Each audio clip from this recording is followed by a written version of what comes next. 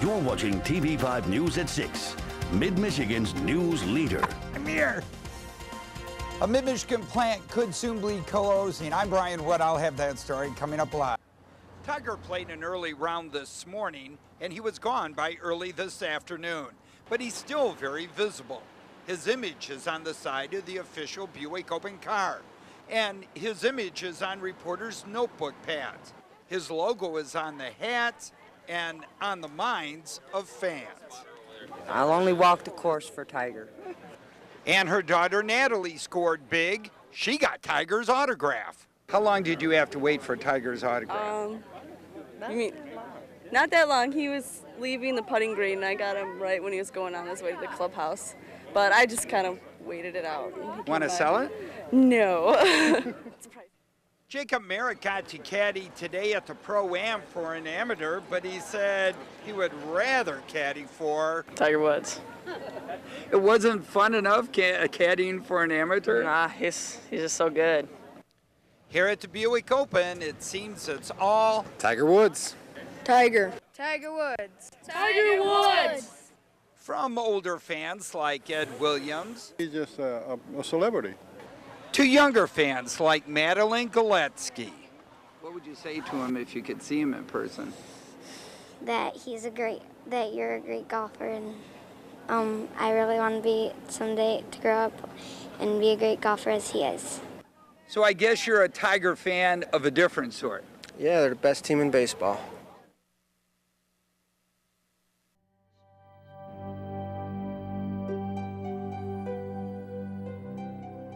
The Jupiter exploded into a floating inferno on Sunday morning, September 16th, 1990.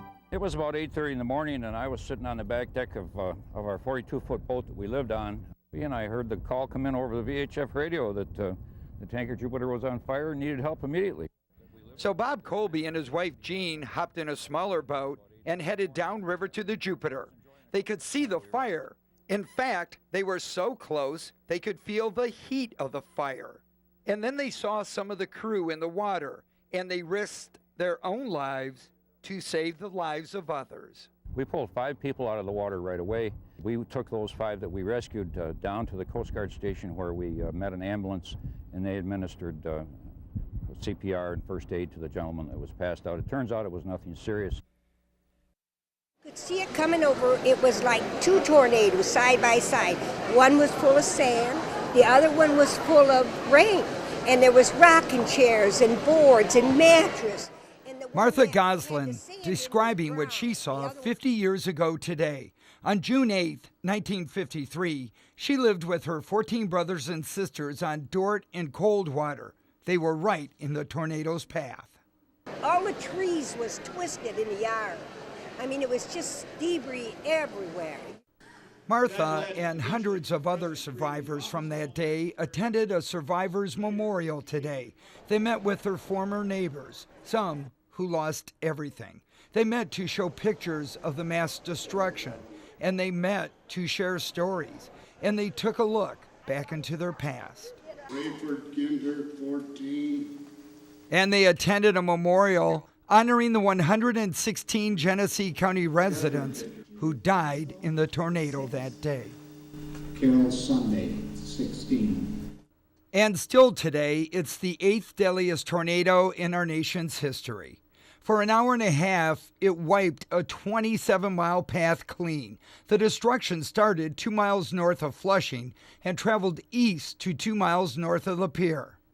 The F5 tornado, with winds from 260 to 318 miles an hour, lifted a trailer and dropped it 8 miles away. Books were found 35 miles away, and canceled checks from the bank were found in Canada. I heard this roar coming, real loud roar. About the time I got up to close the door, the storm hit, and I was laying on the floor. When I came to, I was looking at this blue sky. Buddy White was 15 years old when the tornado hit. It's a day he will never forget. I got up there on Coldwater Road and they put me to work. I worked all night. 15-year-old kid worked all night. There's things that I've seen at 15 years old that no kid at 15 years old should ever. Sandra Wysong and her family left their Freeland home today. They were in the original evacuation area and just returned home last night. But they said they had to leave because their eyes were irritated, watering, and that their skin was breaking out in a rash. They live in the Avondale Mobile Home Park, which is located about 1.5 miles north of the derailment. I took a shower and I put a short outfit on and I wore it for a while and I started itching. My eyes have burned and bad headaches since late Saturday. And you think it's from the chemical? I believe it is. But officials with CSX Transport say they are baffled by these health claims. We have sampled, the DNR have sampled, and that there's just no reason that we can understand that would account for these reports. If you are experiencing any health problems you think are related to the derailment, health officials urge you to call this hotline number, 790-5500. The residents of the trailer park claim to have other problems too. They say that they're just not getting any more help from the emergency Red Cross station that's located in Freeland. They say they've been told now that they live outside of the evacuated area, they don't qualify. But Red Cross officials say they're trying to help everyone, but the families who are still evacuated get first priority. We are trying to assist those people in whichever way that we can within the Red Cross Charter is that we can help them. We have also been referring those people to the claims people at the CSX Railroad. And but those people who are out of their homes right now come first. Right, they do. But Sandra Wysong's not so sure if she wants to stay at her home. I'm going to have to take a chance and stay here. But I thought you said it might be dangerous. It is. I'd like to have some of them representatives come down here and spend the night in my living room and see how they'd like it. Brian Wood, News 5, Freeland. This day, we have lost our shepherd. And with that, the Sunday morning Mass at St. Mary's Cathedral began, the church that the bishop made his home church. We will miss him. We will grieve together. Grieving the life of 66-year-old Kenneth Untner. At the Mass, a shepherd's crook rested on a fallen cross, serving as a reminder that the man who served so many for so long has left us. And those who know Bishop Untner say that not only was he a man that loved his church, but he was also a man who loved his community.